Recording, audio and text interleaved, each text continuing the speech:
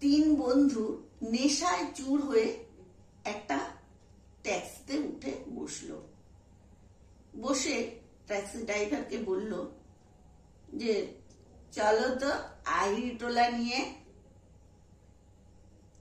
Driver বুঝে গেল যে এরা প্রচন্ড মাতাল হয়ে গেছে। ড্রাইভার করলো কি, গাড়িটা স্টার্ট দিয়েই আবার স্টার্ট বন্ধ করে দিল। তারপরে ওদের বলল এসে গেছে।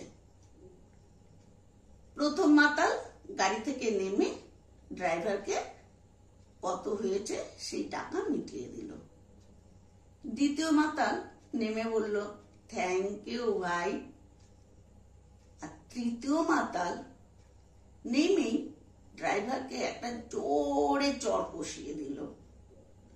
ড্রাইভার ভাবলো বাবা হয়তো ধরা পড়ে গেছি।